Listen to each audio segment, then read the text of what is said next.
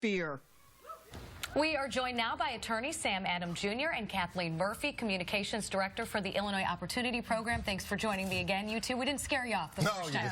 Okay, let's start with the race for Cook County State's Attorney. Unbelievable numbers here. Kim Foxx beating incumbent Anita Alvarez in the Democratic primary, 58% to 29%. What does this indicate to you two about what voters are thinking here in Cook County? Obviously, they sent a very strong message here that they did not want Anita Alvarez. I said yesterday that if people come out in strong numbers, big numbers, that Kim Foxx was going to win this race, and she did. And I think it sends a very strong message that, listen, we need to be heard, we are going to have fairness, we are going to make sure that everyone is held accountable, and they sent that message to Kim, and I think she got it.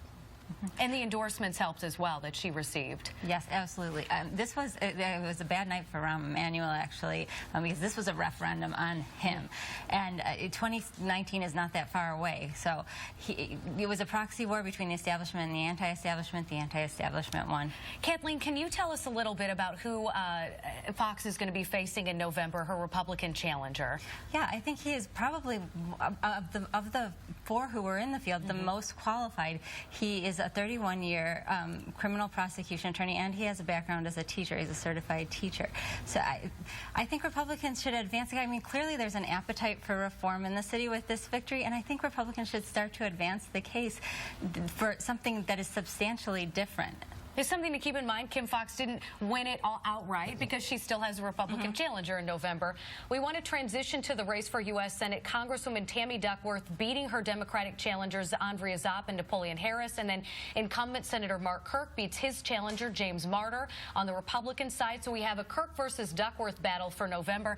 I know you guys went all out on this yesterday, but I'm going to ask the question again today. Who wins? Oh, definitely Duckworth, at least in my opinion, that she's going to pull that out. I think voters cannot get behind Mark Kirk anymore. I think they don't want to be behind him.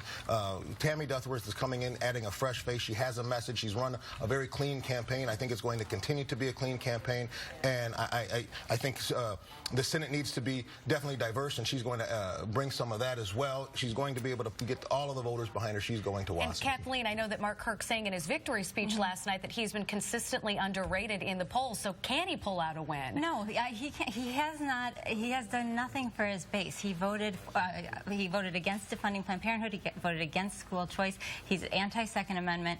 What is the difference between him and Tammy Duckworth? And why would anyone who is interested in a policy agenda that he is advancing vote for somebody with an R behind their name? He can't beat her. Well, I wish